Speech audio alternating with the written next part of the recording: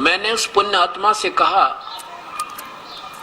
कि आप देखिए, ये सामने जो जाली है ये आज से 6 महीने पहले मैं लाया था, और गलती से या तो मेरी लिखने में फर्क रहा या उस दुकानदार के उसको काटने में अंतर रह गया, और ये छोटी थी कम से कम 8 इंच। और दोनों वो बच्चे बुला लिए, उनकी मम्मी बुला ली और वो बटबटा लिए मैंने। तो उन्होंने भी गवाही दी जी ऐसी ऐसी बात है।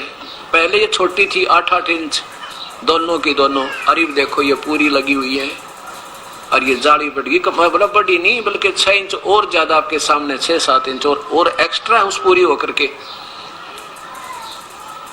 तो वो कहने लगा देखो ये बातों को हम नहीं माने, आप तो वो बच्चों वाली बात करते हो। कहने लगे अब बढ़ा के दिखाओ मेरे सामने, जब मानू मैं।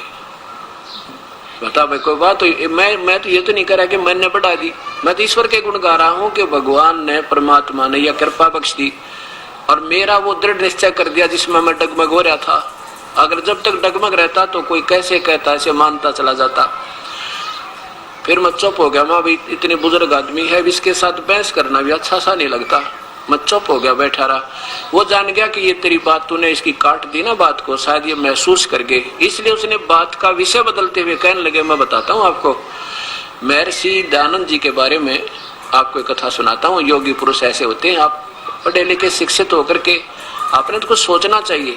मैं बैठ सुनता रहा, उसकी माँ भी कह देगा तो बोलेगा इसकी सारी बात मुझे तो अच्छी लगे नहीं, क्योंकि जब ये सामने बात को अस्वीकार कर अपने तुक्के लगाओगा तो मेरी बात समझ में आवे। फिर भी मैंने उसकी उस बुजुर्गी को देख करके सुनता रहा, भी कह ले जो कहना तेरे।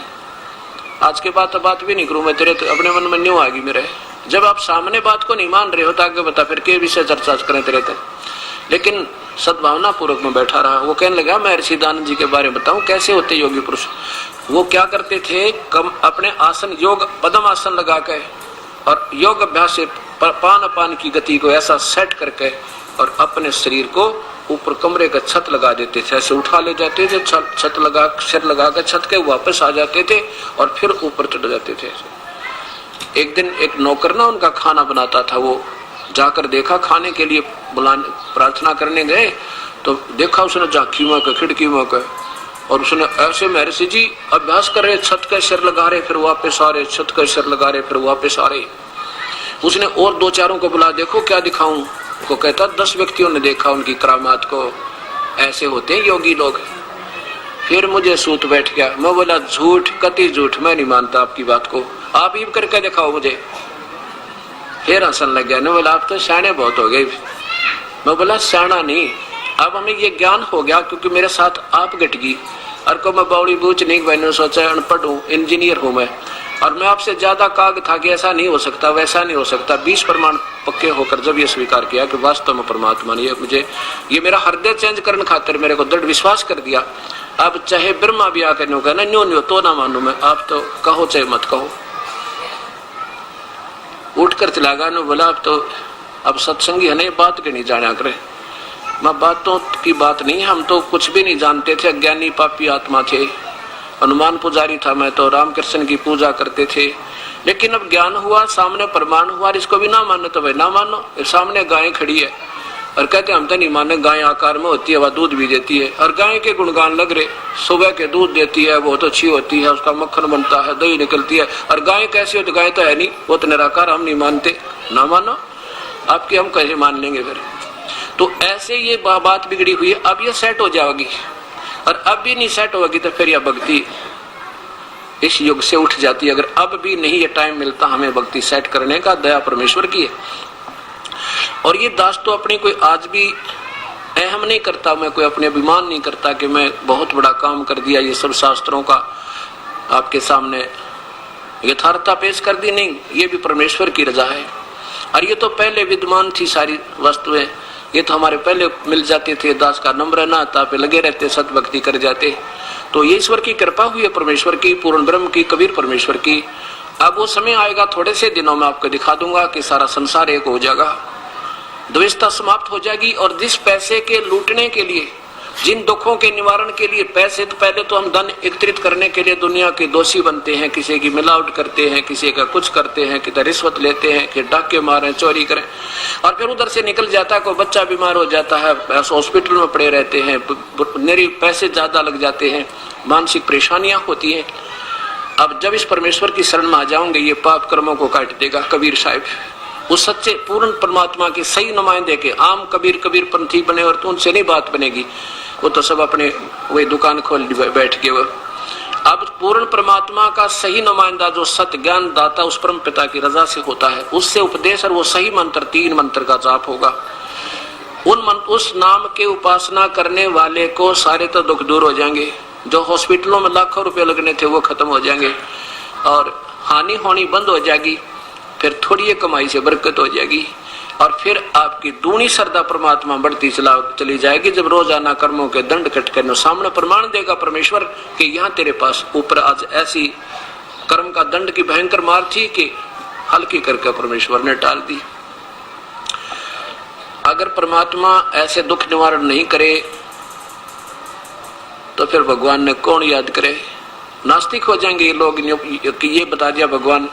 अब क्या बताते हैं महापुरुष कि परमात्मा ऐसा नहीं कर सकता, नरसिंह जी की हुंडी नहीं ले सकता, नरसिंह जी का भात नहीं भर सकता, नरसिंह जी की गाड़ी पर आकर नहीं बैठ सकता, उसका जो है ना ड्राइवर नहीं बन सकता। कमाल की बात है। फिर और भगवान क्या कर सकता है? द्रौपदी की साड़ी नहीं बढ़ा सकता तो फिर परमात्मा क्या कर सकता? अगर परमात्मा एक 10 फुट कूद जंप नहीं कर सकता तो फिर उस परमात्मा ने कौन पूजा के चावा? फिर उसकी तो आस्था हट जाएगी हृदय से, नास्तिक हो जाएंगे प्राणी। अब तक हम जो सोच रहे थे कि श्री कृष्ण ने साड़ी बढ़ा दी, हम सोच रहे थे कि श्री कृष्ण ने नरसिंह जी की हुंडी ले ली, हम सोच रहे थे कि श्री कृष्ण जी ने नरसिंह जी का भात भर दिया। अब ये बात अब आपके हृदय से हटेगी कि वो कौन है? वो परमात्मा, ये सारे काम करने वाला। और इसके 2 कारण होते हैं। इसके 2 कारण होते हैं। एक तो जिन प्राणियों का पिछला संस्कार ही ऐसा होता है, जैसे द्रौपदी को पहले ही श्राप लगा था जब ये सृष्टि रची थी, इसको दुर्गा को श्राप दिया था ज्योत निरंजन ने कि तू द्वापर युग में द्रौपदी होगी और तेरे 5 पति होंगे। फिर उसका संस्कार ऐसा था, साड़ी हरण होगा, ऐसा होगा, ये पहले उसका निर्धारित था। तो उस परमात्मा ने रजा बख्शी उस द्रौपदी के ऊपर। कौन से ने? उस कबीर परमेश्वर ने, पूर्ण ब्रह्म ने। एक बार द्रौपदी जब शादी नहीं हुई थी, कंवारी थी वो लड़की, अपने पिता द्रौपद के घर पे स्नान करने के लिए गंगा में जाया करती थी। गंगा के किनारे उनके पिता ने एक बहुत सुंदर घाट बना रखा था महिलाओं के स्नान करने के लिए। उसमें निर्देश दिया हुआ था कि यहाँ आसपास 1 किलोमीटर तक कोई भी पुरुष इस क्षेत्र में नहीं जाएगा तो उसको सजा दी जाएगी। उसमें क्या किया उस परमेश्वर ने? रहम किया उस अपनी प्यारी आत्मा, क्योंकि हम सभी उस कबीर परमेश्वर के बच्चे हैं। उस कबीर परमेश्वर ने क्या रजा बख्शी? एक अंधे का रूप बना के वो परमात्मा, और वहां उस घाट से ज्यादा 100 फुट की 150 फुट की दूरी पे, और घाट से पानी जिधर जा रहा था डाउन स्ट्रीम में, और वहां स्नान कर रही है।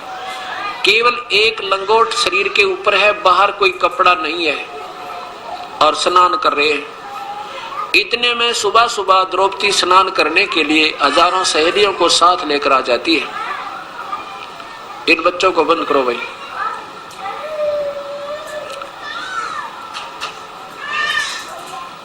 अब द्रौपदी हजारों सहेलियों के साथ प्रतिदिन स्नान करने के लिए आया करती थी। राजा की लड़की थी। उस दिन भी द्रौपदी अपनी सहेलियों के साथ स्नान करने जब आई, लड़की ने देखा कि ये महात्मा, ये संत स्नान कर रहा है और यहाँ तो किसी पुरुष का आना का अलाउड नहीं है। उसने देखा चलो अब तो महापुरुष को स्नान कर लेने दो, और संत भगत को संत यानी भगत को भगत मिल जा, साधु मिल जाए, इतनी प्रसन्नता होती है कि इनके साथ ईश्वर की चर्चा करेंगे। क्योंकि द्रौपदी भी खुद ईश्वर भक्त थी, आस्था थी, पिछली पुण्य आत्मा है, ये दुर्गा का अवतार थी। स्नान कर लिया कि स्नान करके बाद में बात करेंगे, तब तक महात्मा भी नहा लेगा, स्नान कर लेंगे। अब घंटा सारा लगा, लड़कियों ने उछड़ कूद करके नहा धोई करी, स्नान कर रही हैं, तो उधर उस महापुरुष ने अंधे ने सोचा भाई ये तो गलत आ गया, तू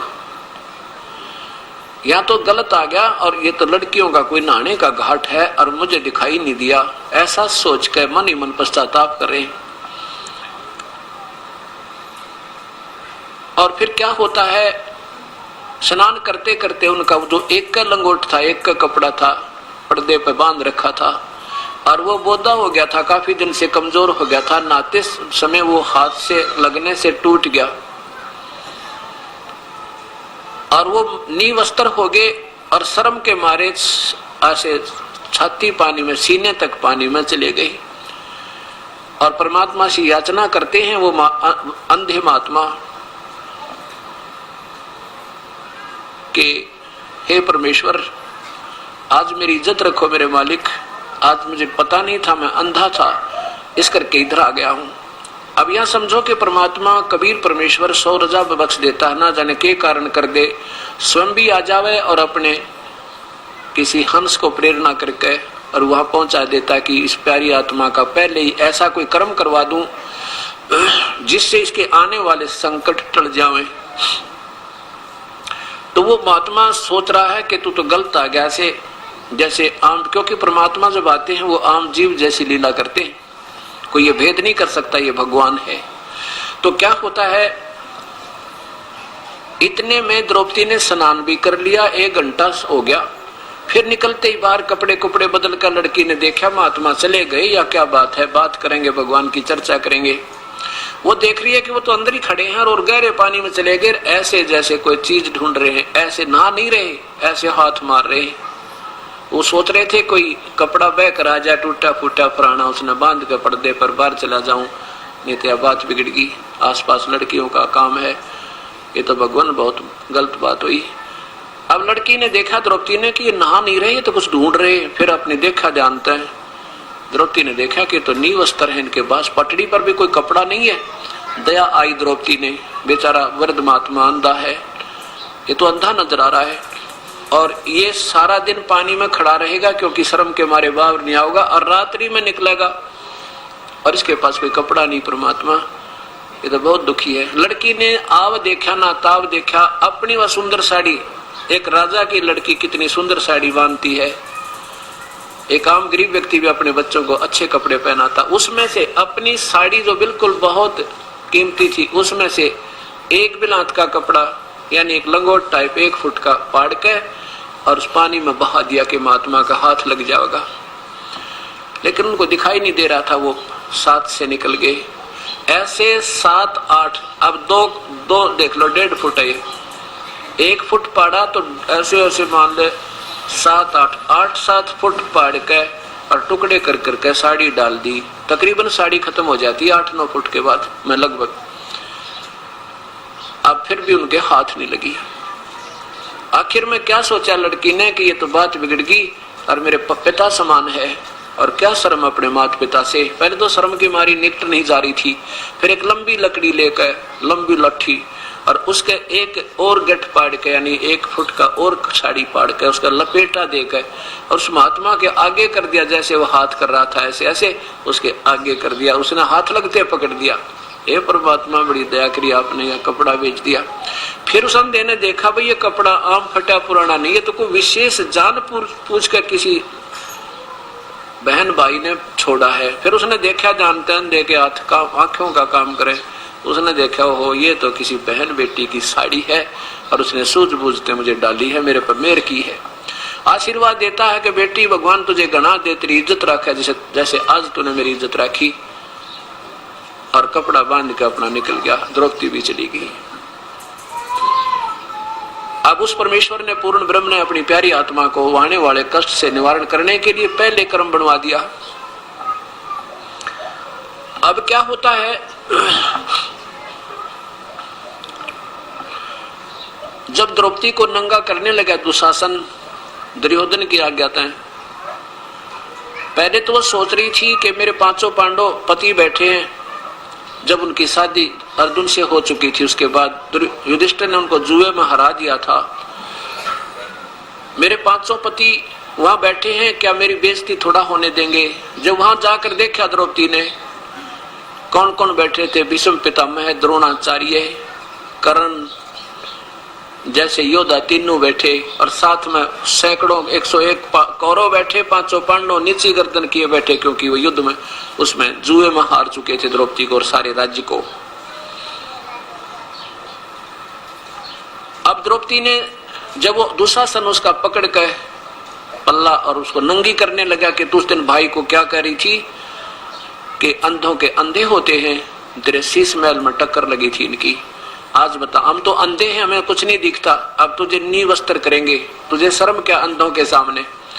इस तरह टोंट कस के, इस तरह व्यंग करते हुए, और दुशासन ने जब द्रौपदी का वो पकड़ कर चीर उतारना प्रारंभ किया, तब द्रौपदी ने पहले तो भीष्म पितामह, द्रोणाचार्य और कर्ण से प्रार्थना की, लेकिन उन्हें कुछ नहीं कहा, कुछ नहीं बोला। नहीं तो इसे योद्धा अगर एक में खड़े होकर कह दे खबरदार ने कब मैं लड़की का हाथ लगाया था, तो हिम्मत नहीं कौरों की। द्रोणाचार्य भी अगर कह दे या कर्ण भी कह दे, एक बार खड़ा हो गया, भीष्म पितामह कह दे, इन कौरों की हिम्मत नहीं थी हाथ लगा दे, वो इतने योद्धा थे, उनको मालूम था। लेकिन उस दुर्योधन का मलिन अन्न खाकर उनकी आत्मा दुष्ट हो गई थी। लड़की को नंगा कर रहे हैं, सामने बैठे इतने बुजुर्ग आदमी या तो उठ कर चले जाते, ना मानते थे, ये भी तो उनकी धार्मिकता थी, अगर वो इंसान होते थे, और वही बैठे हैं फिर बोल नहीं रहे।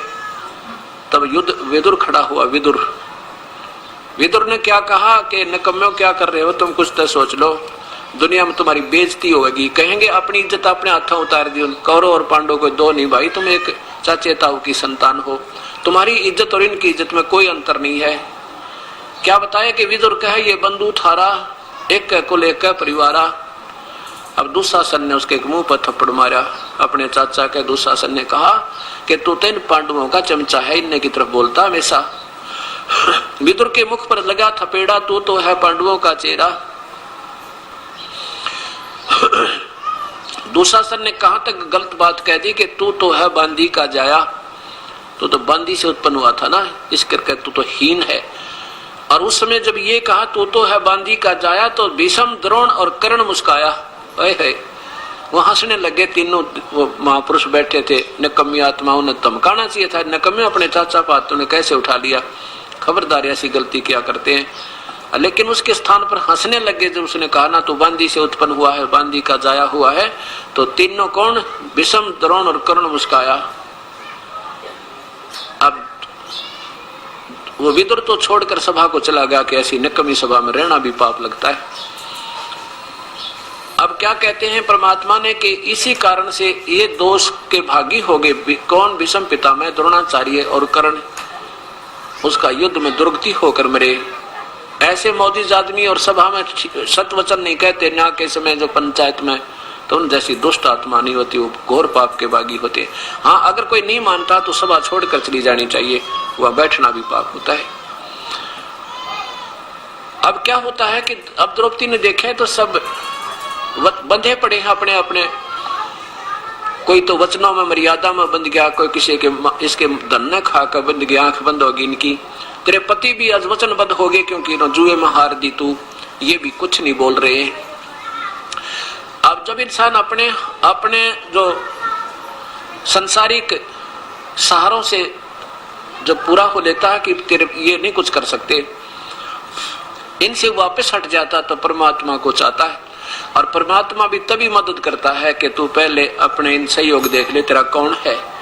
और जब इस संसारिक सहारों को, संसारिक आश्रय को त्याग के ईश्वर आश्रय जब लेता है प्राणी, फिर वो अपनी छत्र छाया करता है। लेकिन उस समय कैसे करता है, जब तक हम उस परमेश्वर से सीधे नहीं जुड़ेंगे तब तक वही परमात्मा आके केवल उसके किए हुए पिछले संस्कारवश और स्वयं ही वो जिसका उपासक है उसी का रूप बना के और उस ताकि इसकी आस्था बनी रहे भक्ति में। नहीं तो काल तो चाहता है कि इनकी आस्था हट जा और ये नास्तिक हो जा, कभी भक्ति करे को नहीं और इन्हें पता ही ना लगे कौन भगवान है, कौन कैसा है। उसकी तो नियत ऐसी है। और ये परमात्मा भक्ति हमारी आस्था हमारे हृदय में बनाए रखने के लिए, ताकि कभी ना कभी आस्तिक रह गए तो कभी ना कभी मैं या अपना कोई दास भेज के इनको फिर शरणों में लेकर बेड़ा पार कर दूंगा। उससे पहले द्रौपदी का कर्म बनवाया जिसके बदले में उसकी वह साड़ी बढ़ा सके। अब क्या होता है कि द्रौपदी की साड़ी वो दुशासन खेचने लग गया, और द्रौपदी का गुरु श्री कृष्ण जी, क्योंकि पांडवों के धार्मिक गुरु थे श्री कृष्ण जी,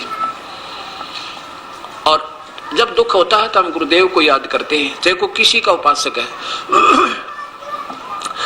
और वो परमात्मा जब तक उससे नहीं जुड़ेंगे तब तो केवल कर्माधार में वही लाभ देगा आके, और जब हम उससे सीधे जुड़ जाएंगे तो हमारे पाप कर्मों को काट कर वो नए संस्कार खुद लिख देगा। अब क्या होता है, धर्मराज के दरबार में हमारे पुण्य और पाप दोनों लिखे जाते हैं। अब द्रौपदी का जब दुशासन चीरहरण करने लगे तो क्या हो गया, द्रौपदी ने पुकार की परम पिता किसको, भगवान श्री कृष्ण, क्योंकि उनके गुरुदेव थे। श्री कृष्ण को याद किया। श्री कृष्ण वहां अपने महल में द्वारका में उस रुक्मिणी के साथ पासे खेले महल में शतरंज खेल रहा था, और शतरंज खेलते खेलते जैसे ऐसे करते हैं ना, कोई पौ 12, कोई पक्के 18, कोई कच्चे 11 ऐसे बोलते हैं। जो ही ऐसे पासे डाले, और क्या होता है कि जैसे हम कोई जब दुख आता है तो रोते हैं भगवान के लिए, उससे पुकार करते हैं अपनी सुरक्षा और अपने बचाव के लिए। उस समय ये पुकार, आत्मा की पुकार, उस सच्चे दरबार में जाती है। सच्चे दरबार से वो परमात्मा के दरबार से फिर धर्मराज के दरबार में आती है, और धर्मराज के दरबार में उस आत्मा की वो फाइल खुल जाती है, वो कंप्यूटर में ऑन हो जाता है वो पुण्य वाली फाइल, और धर्मराज देखता है कि इस पुण्य आत्मा का कोई ऐसा पुण्य हो जिसके कारण मैं उसकी मदद करवा दूं। तो द्रौपदी की वह फाइल खुल गई वहां जाते ही उसकी पुकार सुन के, और वहां से फिर उस पुण्य वो देखा कि एक ऐसा पुण्य किया इस लड़की ने, अंधे महात्मा को निस्वार्थ भाव से ऐसा पुण्य किया है, और जिसके कारण तो साड़ी क्या ना जाने क्या बढ़ाया जा सकता है। तो वहां से वो उसका रिफ्लेक्शन आया, कहा वो परमात्मा स्वयं, वहां से रिफ्लेक्शन आया उस कर्म का, किसमें, श्री कृष्ण के अंदर। और श्री कृष्ण ऐसे पासे डालता डालता अंदर से जुबान निकल गई अनंत। अब देखो परमात्मा की लीला है ये। अब वहां तो श्री कृष्ण तो पासे खेल रहा है, परमात्मा वो कबीर साहब क्या करते हैं, आप सामने नहीं आते, क्योंकि हम उसको भगवान ने ना मानते, आज तक किसी ने बताया ना परमात्मा। वो क्या करता है कि श्री कृष्ण को शाबाशी दिवा दी, किसकी आस्था बनी रहे लड़की की, भगवान नास्तिक ना हो जा। श्री कृष्ण के अंदर अपनी शक्ति ते बटन दाब दिया, अनंत कहा उसने, अनंत। और कहना था पासे डाल के कच्चे 12 या पक्के 18, और वो कहा अनंत। रुक्मिणी हाथ पकड़ कर मुस्कान लगी कि हार गया अब तो, मेरा ना क्या के बोलने लगे, आपने तो क्या बोला बता मुझे, ये अनंत क्यों कहा, इसमें कोई शतरंज का वचन थोड़े ही है। उसमें फिर प्रेरणा कर दी, अंदर से उसको श्री कृष्ण को ज्ञान दिया। उसने देखा अपनी दिव्य दृष्टि से कि दुशासन ने द्रौपदी के साथ बदव्यवहार प्रारंभ कर रखा है, उसकी साड़ी उतारी जा रही है, और अनंत इसलिए कहा है। अब कौन बोल रहा है ये, यही सोचने की बात है। अब ये पीएचडी की बातें आपको कम से कम 2 साल के लगातार सत्संग सुनोगे जब समझ में आओगी। वो परमात्मा, उस पूर्ण परमात्मा का संपर्क इस आत्मा से है, क्योंकि हम उसके अंश हैं, उसका हमारे साथ संपर्क है बिल्कुल सीधा, वो अंश रूप में हमारे साथ रहते हैं, आत्मा से कभी दूर नहीं होते, एक पल भी, ऐसा भी उन्होंने व्यवस्था की हुई है। और आत्मा के साथी वही है, अंदर से वो आत्म रूप परमात्मा ही बोल रहा है श्री कृष्ण में। अब क्या कह रहा है कि गरीबदास जी बताते हैं कि क्या बोले, परमात्मा के अंदर वो श्री कृष्ण के अंदर वो शक्ति, यानी जो आत्म रूप में परमेश्वर, आत्मा का आधार एक परमात्मा, वही ईश्वर कबीर परमेश्वर। इस परमेश्वर में इतनी शक्ति है, ये असंख्य रूप बना के और अपनी उन पुण्यात्माओं विशेष कर रहता है जिनमें उनका अंश भक्ति का है। तो क्या बोले अंदर से कि रुक्मिणी कर पकड़ा मुस्काई, अनंत कहा मोकू समझाई। ये अनंत किस लिए कहा मुझे बताओ। हाथ पकड़ के श्री कृष्ण का, श्री कृष्ण के अंदर वो आत्म रूप, वो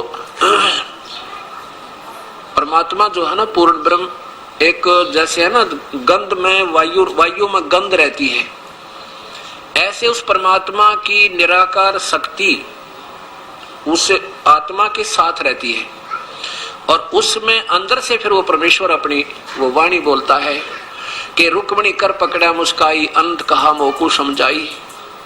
क्या बताते हैं कि दुशासन ने द्रौपदी पकड़ी और हमारी भक्ति सकल में सिखरी। और हमारी भक्त यानी भक्त आत्मा ही का ऊपर कोई ऐसा कोई उसका बचाव नहीं बना तो फिर कौन हमें याद करेगा। प्रभु की भक्ति आस्था हट जाएगी। जय हमारी भक्ति पछोड़ी होई, हमारा नाम ना ले वह कोई। कहते वहां कर दे ही से, कहते तन दे ही से पासा डारी और पहुंचे सूक्ष्म रूप मुरारी। अब कौन है वो मुरारी? एक तो मुरारी श्री कृष्ण जी, क्योंकि हम श्री कृष्ण को ही आधारित मानकर चल रहे थे अभी तक, तो उसी के साथ साथ मिलती जुलती व्याख्या उस परमेश्वर की आएगी। ये पीएचडी की बातें हैं, बहुत दिन में जाकर आपका ये निर्णय होगा, बहुत दिन में दिमाग कैच करेगा, लेकिन धीरे धीरे सुनोगे तभी कैच होगा। अब वो पूर्ण परमात्मा और तो कोई करे नहीं कुछ भी सकता, तीनों लोकों में प्रवेश करके वही सबका दान पोषण करता। ये बात आपने भी याद रखनी पड़ेगी, तब ये कहानी समझ में आओगी। ये पीएचडी आएगी, लास्ट पॉइंट। अब वो पूर्ण परमात्मा जो सारे पाप विनाशक, पापों का मुरारी, पापों को काटने वाला, सबका मतलब कर्म संस्कारों को बदलने वाला, अहंकार काम क्रोध मोह लोभ रूपी राक्षसों को भी मारने वाला, वो वास्तविक वो है मुरारी। पहुंचे सूक्ष्म रूप मुरारी, वो परम पिता आके और वहां पहुंच गए पीछे थे और कृष्ण रूप बना के ऊपर बैठ गए। वो सोचल छिद्र मैं करूं अपने जन के काज, खेचत खेचत खेच कसीसा और सिर पर बैठे हैं जगदीशा। वो परमेश्वर वो उत्तर पोषा तो अन्य तीनों लोकों में प्रवेश करके सबका धारण पोषण करने वाला वही। सिर पर बैठे हैं जगदीशा, खेचत खेचत खेच कसीसा, सिर पर बैठे हैं जगदीशा। कहते हैं द्रौप सुता के चीर बढ़ाए, शंख शंखों पार नहीं पाए। क्यों बढ़ाए? द्रौप सुता को दीने लीर, लीर माने एक टुकड़ा, एक कपड़ा दिया था, एक अंधे महात्मा को दान किया था, अर्थात अंत बढ़ा दिए चीर। इस कारण से उस परम पिता ने ही उसके अनंत चीर बढ़ा दिए। अब ये बात ध्यान रखना कि श्री कृष्ण ने नहीं, श्री कृष्ण जी को तो नियमित बना के वो परमात्मा हमारी आस्था गुरुओं में बनाए रखने के लिए, इसलिए कि कभी जब समय आएगा सही गुरु मिलेगा तो आपकी आस्था ऐसी ही बनी रहे और सही गुरु में फिर ऐसे आश्रित हो जाए, फिर बेड़ा पार ऐसे ही होगा। बेशक से ये तीन लोग के गुरुओं में भी साधना और आस्था इतनी बनानी पड़ेगी तभी बात बनेगी। तो यहाँ क्या कहते हैं, अब हमने फिर देखना पड़ेगा 15वें अध्याय का ये 70वां श्लोक। इसमें इसको नहीं भूलना जब ये बात समझ में आएगी कि श्री कृष्ण ने नहीं, वही परमात्मा तीनों लोगों में प्रवेश करके सबका धारण पोषण करता है, सबके काम वही करता है और दूसरे के बस के नहीं। गीता बोलने वाला भगवान स्वयं प्रमाण दे रहा। इसको मद्देनजर रखते हुए हमें इस सत्य ज्ञान को समझना है। देखिएगा अध्याय नंबर 15 का श्लोक नंबर 17। उत्तम पुरुष वास्तव परमात्मा तो उन दोनों से अक्षर और अक्षर से न्यारा है और वही तीनों लोकों में प्रवेश करके सबका धारण पोषण करता है। वो परमेश्वर परमात्मा अविनाशी परमात्मा परमेश्वर कहा जाता है। अब इसी बात का प्रमाण दादू जी कहते हैं, करे करावे साइया मन में लहर उठा, दादू सिरदर जीव के ये आप बगल हो जावे। करे करावे साइया कबीर परमेश्वर और मन में लहर उठा और दादू सिरदर जीव के आप बगल हो जा। जैसे पांडवों की यज्ञ में सुदर्शन जी को तो लहर उठाकर निकाल दिया, वो तो निकल गया, वहां नहीं पाया झोपड़ी में। जो श्री कृष्ण जी और पांचों पांडव आमंत्रित करने दोबारा गए और उनका रूप बनाकर सुदर्शन का बैठ के झोपड़ी में वही कबीर परमेश्वर और जाकर उनका काम बना दिया। वो तो सोच रहे हैं सुदर्शन जी ने हमारी यज्ञ पूर्ण कर दी, क्योंकि ये सामने नहीं अपने आप महिमा नहीं चाहते, अपनी प्यारी आत्मा की महिमा बनाते हैं ताकि आने वाले लोगों के मेरी भक्ति में श्रद्धा और बढ़ जा। तो इसलिए कहते हैं करे करावे साइया मन में लहर उठा और दादू सिरधर जीव के, इस जीव के को हो श्री कृष्ण ने साड़ी बढ़ा दी, हो सुदर्शन ने शंख बजा दिया और आप बगल हो जा, आप दूर हो जाता, पता भी नहीं लगने देता ये कहानी कैसे किस टाइम कर गए। तो इन बातों से आपने समझना। फिर क्या होता है